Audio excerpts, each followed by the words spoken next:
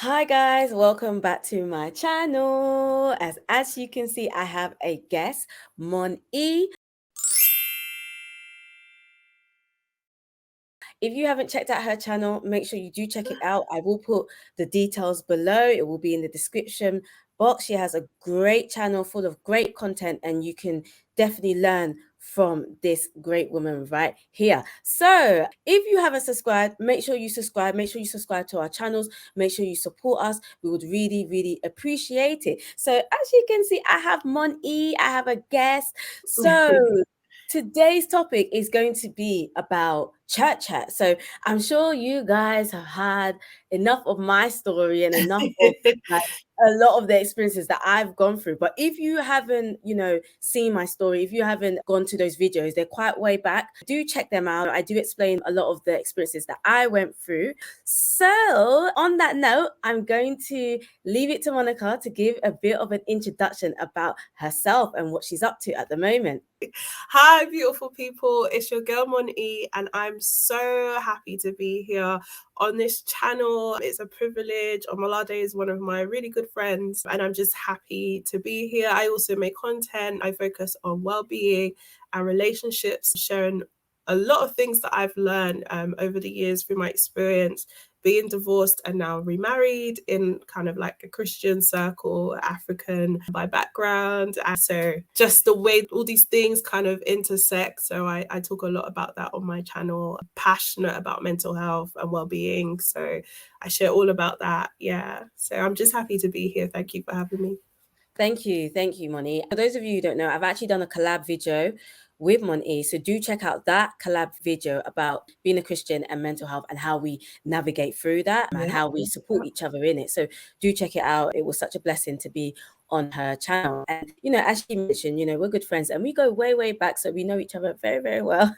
Yes. And it's just so beautiful for us to be here, be in this space, be on this platform. And we're both YouTubers and we love to give, we're encouragers. We love to share our experiences in order to help others. So now I'm going to get into it because I'm sure you guys are definitely dying to know, what is her story and how it can help and benefit you guys. So Mon E, if you would like to give us some context, an overview of your story, that would be great.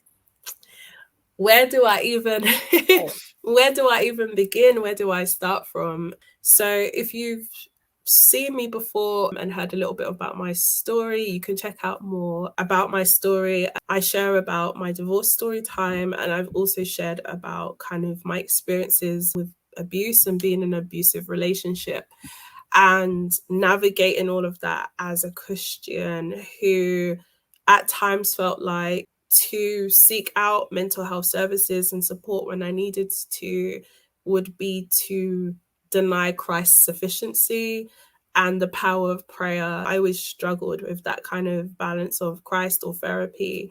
And, over time, I've become comfortable with saying, why not both? In the same way that we seek out physical health needs when we have them, like if, someone, God forbid, has cancer or like a long-term health condition, they would see their doctor. Why don't we do the same for mental health? So I've kind of, got to that place. But I would say that for me, going through a divorce as a Christian has been probably one of the most difficult things that I've ever been through in my life.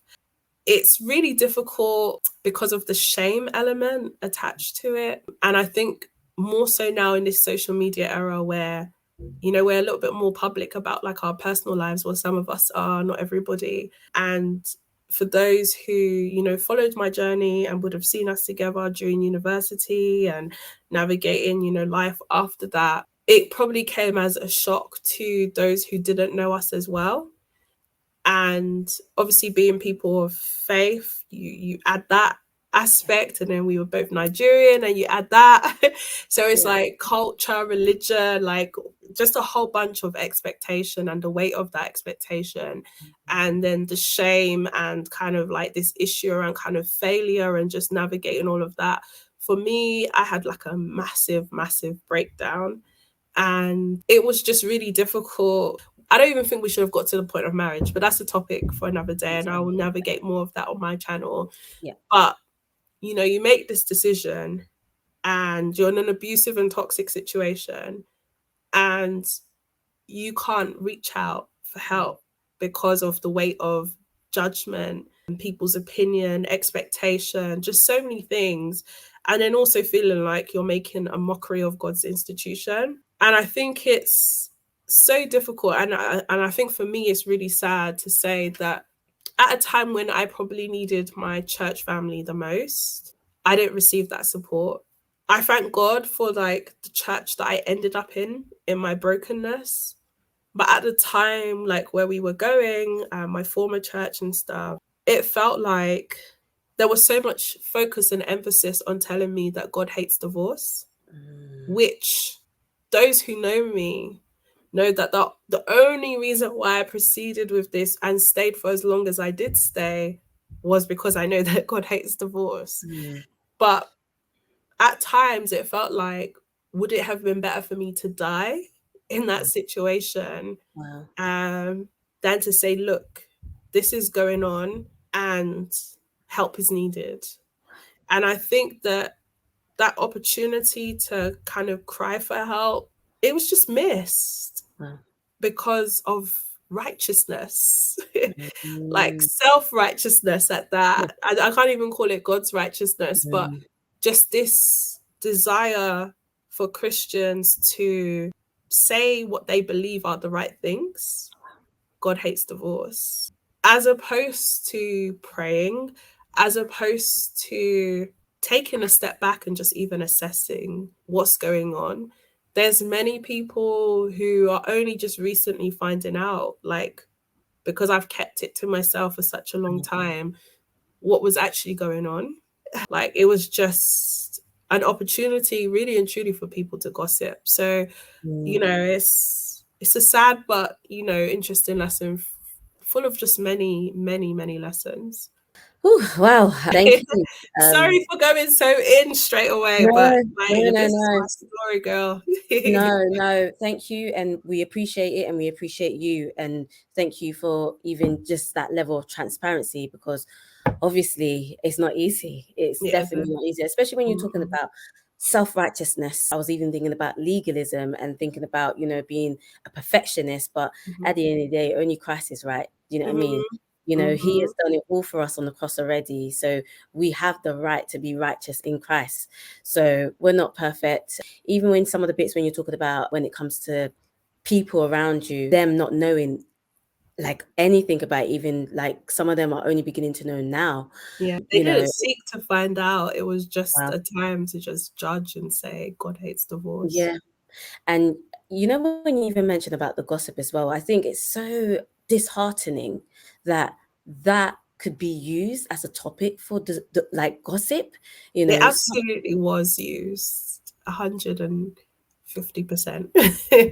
It makes me so sick that something that's just so sensitive that people will now use that as a gossip, you know, it's like as a mockery. And I just think it's just really, really, really disappointing. So thank you for, you know, bringing us in and, you know, giving us an overview about your experience. Next thing I was going to ask was, when did you realize that you were not getting the support that you needed within your old church? Oh, when was the turning point? I've thought about this quite deeply because you know, as I've healed and gone through my journey, I've also had to reflect on the parts that I didn't get right either. And unfortunately, it's something that I've noticed time and time again, because I've seen other situations where somebody is visibly going through something. If you pay close enough attention, you will notice. And then, like, let's say they get pregnant, for example, and everyone's like, oh my gosh, this is like a Sunday school teacher, or this is this, and that. And it's like, it comes as such a shock to some people. But I feel like if you actually pay attention and take a moment to just sit down face to face with someone and look them in the eye and, you know, just pay attention, you will realize very quickly that maybe there's things that's going on.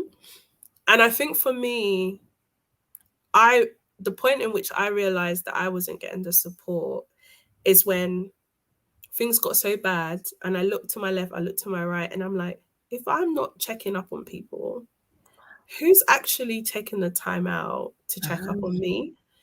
And I think this is what I'm about to say is quite controversial. Okay. I realized very quickly that there were some people that just hung around me for what they could get. I think being in a situation, especially in church, when if you're like a woman who's single and you're at a particular age, there's like a lot of pressure to get married, especially if that's something that you desire. And this is where I was saying, like, where culture intersects with religion as well, like the cultural expectation and pressures too. And I quickly realized, because I like to matchmake. Oh yeah. And you know, my ex had like a lot of close male friends that were single, and then I had female friends that were single. It's like there was always like times where we would like host things, or like, you know, just find opportunities to bring people together. And you know, some people got married from that and are still married and have had kids and all the rest of it. But when you guys are now in a situation where there's serious conflict and like it's gone around, and then you look left, you look right, and those people are nowhere to be found, that's when it's like, So like when things were good, like I have people to this day who I'm about to break this table. Bridesmaids, okay? They were up on that altar with me. And when it came down to like things happening, and even I reached out and said, look, my marriage is over. Like I need you, I need help. To this day, they don't even know where I went, where I started living, where like how I even got by. Like they don't know to this day. But when things were good, and you know, it was an opportunity to like mingle and be around and meet people and stuff, like I think for me that's when I realized, because a lot of the friends that I had also, you know, were my, you know, you want to be around kind of like-minded people, and you know, people that share the same beliefs and can hold you accountable and all the rest of it. And you know, stuff happened, and there was very few that stuck around to actually genuinely support and, you know, pray with me, cry with me, be on the floor with me, you know, help me move my stuff, like a lot of really practical, you know, things. And there was just very few people, like at a time where I didn't even want to hear God's word. I didn't want to be in church. I can think about the few people that would like come on a Sunday and pick me up and literally sit with me, because, you know, I was feeling the shame and like obviously people talking about it. I didn't want to be around. I didn't want to be seen. I didn't want to be around anyone who knew me. But there was people who I could think of a few. Thank God for those people who would pick me up and just literally just sit with me. That made all the difference. I know I've gone around. Hopefully I've answered your question, but that was the point in time, is when I looked around and I was like, okay, suddenly all these friends that I thought I had and this community of support that I thought I had is completely missing. And when they do come around, it's to tell me, Malachi, is it 2 or 3:16? God hates divorce. Like, you know, you don't even know how I'm getting by. Am I still working? Am I eating? Where am I living? Like, you know? Yeah. So from what I picked up, it seems like there was a bit of those around you in church. If they were around you, it was for an agenda, or it was for their gain. That's how it felt. Like, you know, because it can't just be about the good times. Yeah. And I think it goes back to what I was saying. I've seen this repeatedly, like when people go through things or like big things, because everyone goes through things, you know, but it's not always everything that is, you know, comes to public attention. A lot of people deal with like silent battles and things in secret. And I just think that we could do a much better job of being our brother's keeper, of being our sister's keeper, like, and actually pay attention and notice. And then when someone does share, like, even if you don't have the solutions yourself, like being diligent in prayer, and then also being resourceful and supporting them to get the additional help that they need. Like, you know, do they need support going to sit down in front of the pastor to say, look, this is an issue? Like, just you being present and sitting beside them to give them that confidence and courage to speak up. Like, do we really go to those extra lengths to support? I don't know if I've seen that. Wow, I don't know, because Obviously God is a God of love, yeah, and the greatest gift that anyone can have is to love, right? Mm-hmm. So for me, what I'm sensing is there was a lack of love. There was a lack of love within your community, and even not just within but outside as well. And this looks like this was more or less a turning point because of that lack of love. Like you said, being a brother's keeper, was anyone there to be with you, pray with you, hold your hand, like you said, sit beside you in the church, and not because it's for their own motive or for their own benefit or gain, but it's to be selfless in that situation and Yeah, to be that servant to you, to support you through what you were going through. absolutely. Wow. I Wow. think I would describe it more of like a lack of compassion and understanding. Mhm. And it makes me sad to say this. I remember talking to one of the people that did support me. And I remember telling her that at that time, there was more support from outside of the Yeah, church, from non believers, than there was actually from I can believers. relate. And I Yep. think it comes back to this thing of like judgment.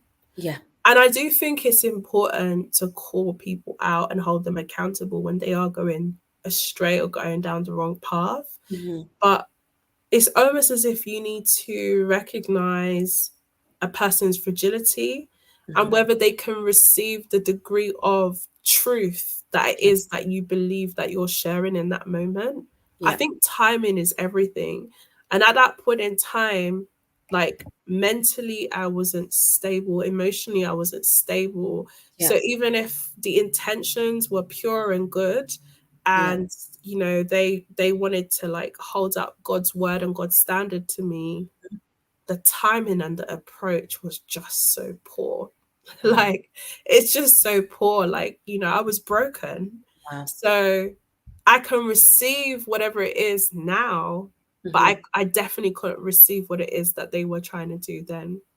Wow. And do you reckon it could be from their side during that time, the ones who did try, but Hmm. they just couldn't get through to you? Hmm.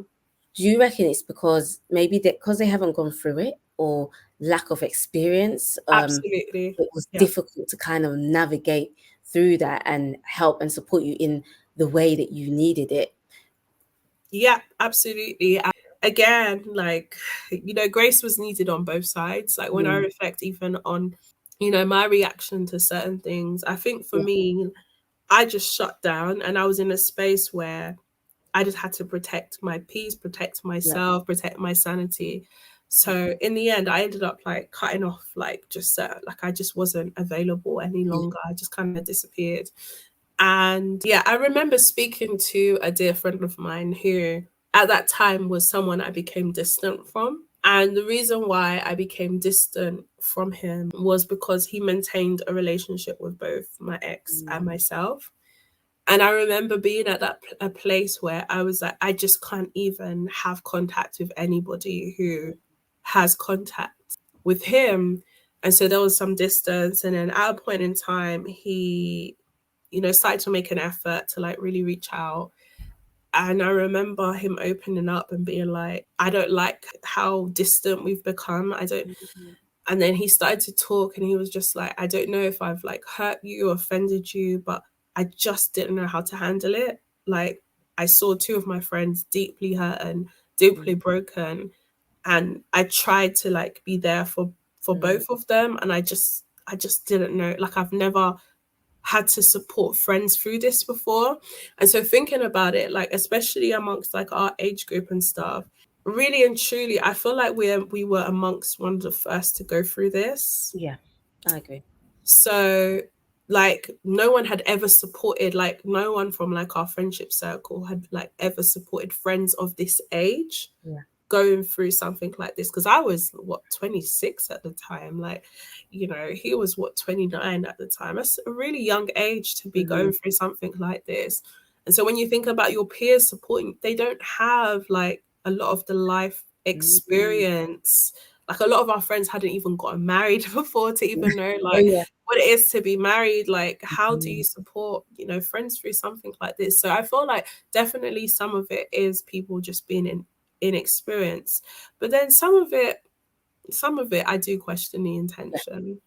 No, I completely get that. I think it's good that we've spoken about, lack of experience. during that time, like, yeah, we were in our 20s, like Mhm. some of us had never ever experienced that Mhm. before, or like you Mhm. mentioned, certain life experiences to even be equipped to be able to advise. And then Yeah. also it still being like a taboo as well, Yeah, even those absolutely. who are older, you Yeah. know, how do you face them? How do you say, okay, look, because obviously the older generation, they just stick it out even in suffering. So it's like, how do you go to them to even seek advice and help at the same time? So it must have been such a difficult situation. And there was one thing that you mentioned about receiving help, because I remember I was in a certain situation. I can never forget when I was going through my own church hurt, and I was coming back from work and I was on a train, and I called a friend, and she didn't go to my old church then, but she could just hear in my voice that I wasn't okay. Mm. Mm. And you could just, but it's like I felt like I was suffering in silence, like I was suffocating, like I couldn't even say to her, like, this is what I'm going through, like I'm going Mhm. through serious spiritual abuse and I just don't know how to say it. But I felt comfortable to still speak to her on the phone and give her that sense that I wasn't fully okay. Then Mhm. those that are within the environment, like within my old church, I I wouldn't get you. even be able to feel as Mhm. vulnerable and comfortable to give them a sense that I was suffering. So Mhm. it's interesting how you mentioned that you did receive more help from those outside than those inside. Yeah, it's a So shame. yeah, it's a shame, but thanks for touching on that. Mm. We I know going it's a deep. lot. Actually, I was going to pick up on something you said about the older generation Yeah. because Yeah, go I ahead. feel like this is actually another part of the church hurt that Yeah. I haven't really addressed or spoken about. And you know that you were talking about like the older generation sticking it out and, Mhm. suffering basically in silence. Yeah. I think the other thing that I also realize is that not only does that happen, but even if they have had the experience with divorce, it's kept completely mute, hush hush. It's not Mm, spoken about. yeah. And it wasn't until I became more vocal about kind of the impact and the isolation and, the effects it has on me and like speaking up in order to support other people that were going through it, that came forward and was going through it. I started to realize like I had older women, Wow. ministers' wives, etc., coming up to me like, Wow. "You're so brave. Like, I just wanted to come and speak to you and encourage you because actually I went through this." Wow. And I would be like, really? Like the Wow. most unexpected people, like who now have like beautiful marriages and have been married for like 20 plus years Yeah. and stuff. They Yeah. would come and say that similar stuff happened to them when they were younger and they've just never spoken about it or whatever. And I just would be like, I just wish there was one person who would have told me, I've been through this and you're gonna make it. I don't think people understand like how far that goes, especially in a situation like that where enemy is planting so many things in Yeah. your mind. You're already Mhm. dealing with so much shame. You've Mhm. disappointed your parents, you've disappointed your family, your friends have ghosted, like, you're Mm. just completely isolated. You're dealing with heartbreak. You're navigating the whole legality of divorce, and which is a huge, like, overwhelming thing anyway. And you're doing so young. And then there are people who have been through this, but because of the taboo of it, like you were saying, and what people may say, they've just chosen to keep these things to themselves. Like for me, that was really hurtful and disappointing. I just wish, and it's kind of what has motivated me and propelled Mhm. me into being a lot more transparent Yeah. and open about my situation because my hope is not ever to encourage people to divorce or anything like that. Like Mm. I'm certainly against it and I will say that. But it's if someone does find themselves in that position, like this has happened to me and this is like what God has done for me and this is where he's brought me from and he can do the same for you. He will heal you. It's just to be like a voice, and because the enemy will have you feeling like there's an inadequacy or there's something specific about you why it's happened to you specifically, Wow. and then the self-hate kind of really kicks in from there. So I just wish I had like that. Yeah, Support. that Of course. support. Yeah.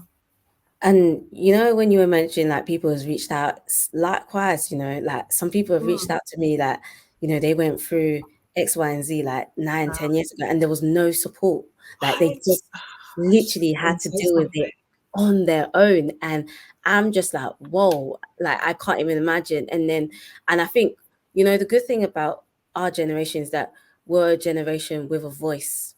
You know, we're speaking out on things, you know, even if people are trying to do this whole hush hush, you know, hush it up, you know, you're just like, no, we're in an era where, you know, we've got social media, we can leverage the power of social media, you know, where we can impact people digitally. You know, I'm an advocate. I'm I in the think we go too far with it though, if I will say that myself. But I just do think it's as a result of like our parents' generation and just seeing them hide atrocities, to be honest, like hide all sorts of atrocities. I think it's the impact of seeing like our parents' generation not take accountability for like wrongdoing and, you know, that type of stuff. So now we've just ripped the band-aid off and like we're ready to go. But even that, we have to be measured in our approach and in in what our we approach do. and our delivery. Wisdom, it's wisdom, I'm telling you. Oh, thank you. So right, so, you know, to the next part, like how did you get the support you needed then? Like, how was that like? For the most part, it came from a different church. I got to a point where I was like, this is so distracting right now. And like, I'm so broken. I'm so lost. I got to a point where I told God, like, I was like going through my healing process, which was very, very ugly. And I made a lot of mistakes in that time. And, you know, I was out, you know, having the time of my life, partying and do whatever. But I promised God that on a Sunday I would be at church. It sounds crazy.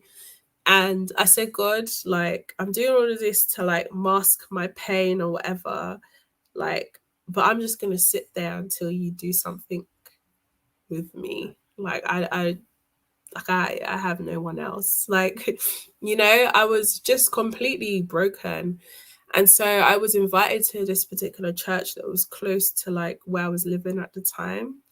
And I'd visited a few times and I felt like at the time, like no one would know who I was. But I quickly realized that actually my ex is quite known by a lot of people. So there was still people who knew me in that church. But that's a story for another time. My pastors were fantastic. Amen. I started going to that church. I would sit upstairs where I wouldn't be noticed. I spent a lot of time crying during services. Like I would just weep, basically. I would be in a corner somewhere weeping, and then like maybe just before the end, like before service is about to close, I'll disappear. So I come in at a very specific time where it's easy to slip by ushers and sit in a particular place and whatever else. And then I would leave just before so I don't have to greet anyone, see anyone. So I was just in and out. And I did that religiously every single Sunday.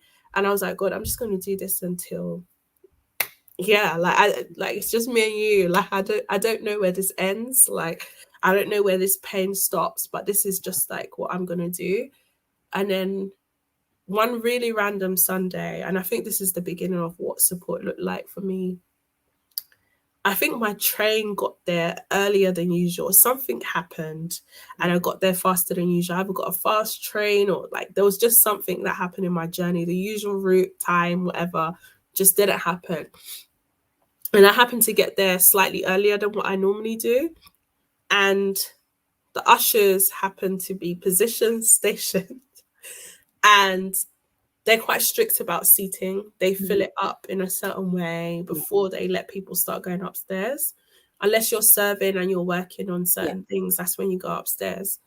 So I wanted to bolt past and go to my usual place upstairs. And it was like, no, like this is where I just didn't even have, I was just like, oh my gosh, what's going on? So it was the first time I sat downstairs and I happened to be very close to the end of the aisle, and but not all the way at the end of the aisle where I could just slip off like I normally would do.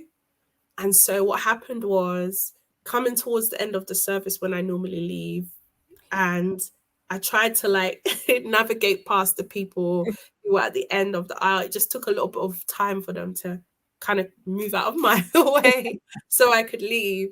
And as God would have it, the pastor's wife happened to be walking down the aisle at that very moment.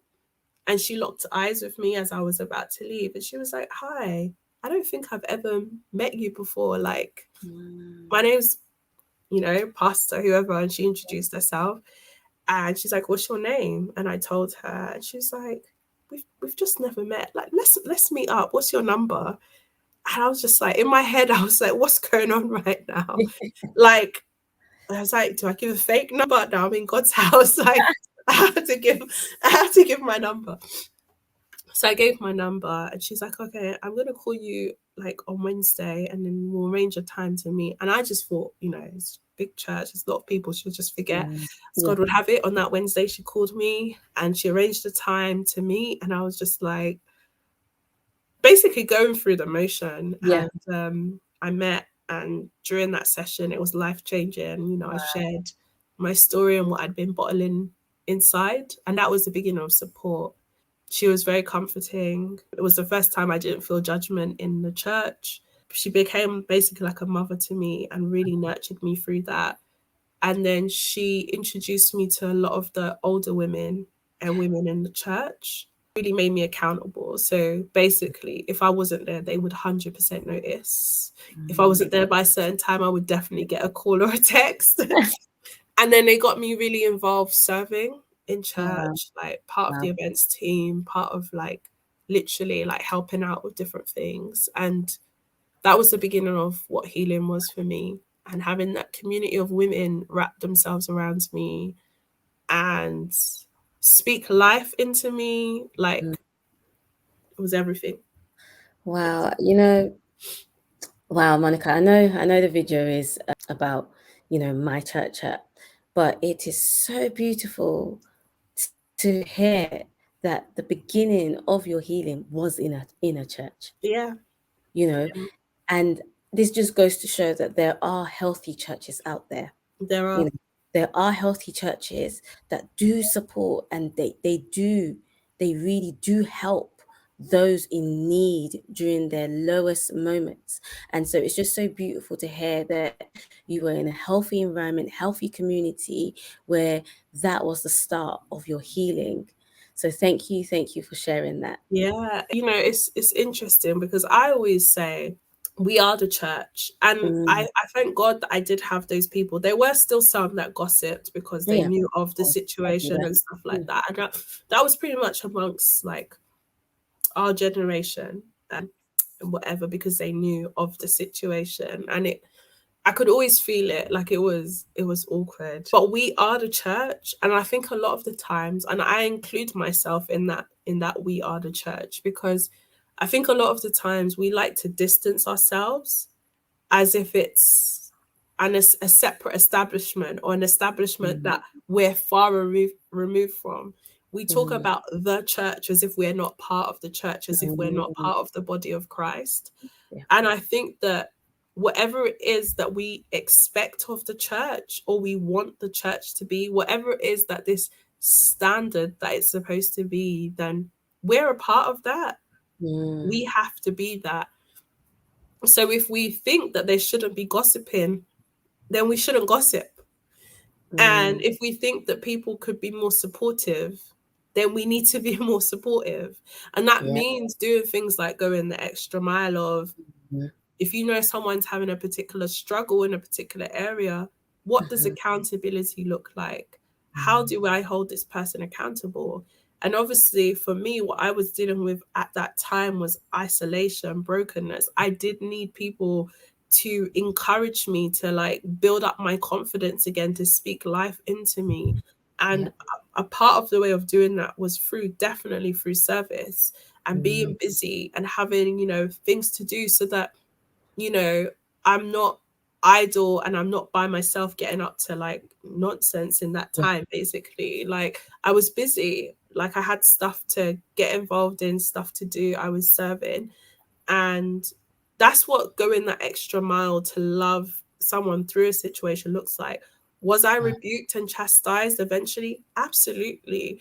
My pastors really did speak to me and were able to like show me where I went wrong in different situations and support me in getting the help that I needed. They even went as far as getting me to like be open to counseling with my ex. Should he come back, or should there be? And we actually went through that process, which a lot of people didn't know. But again, it didn't work out, you know.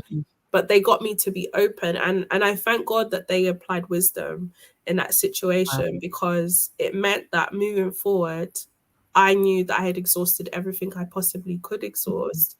And then I had gone so far in my healing journey that I saw growth, and I was able to really speak up for myself and maintain certain boundaries so that we weren't falling back into abusive and toxic kind of patterns of behavior. So I think that we all could just do better. We all just could do better. And I also don't think that the solution is always to run away like I did. I do believe in removing yourself when something's harmful to you, to your well-being. But I feel like there were times where I even lacked emotional immaturity, in the sense that I wasn't able to articulate things that hurt me. Do you understand? Like, where I can say, okay, the intentions were pure, maybe the delivery was wrong. Like, it takes a certain level of maturity, emotional, spiritual maturity, to be able to tell someone, when you did this to me, it really hurt me. And then on the other end, it takes some maturity to be able to receive that criticism from somebody, apologize sincerely, and, you know, make amends. Because a lot of people get really defensive when you tell them like that something has hurt them. So I think all together we could all just do so much better. We are the body of Christ. We are the church. 100%. 100. Nah, you taking the words out of me, man.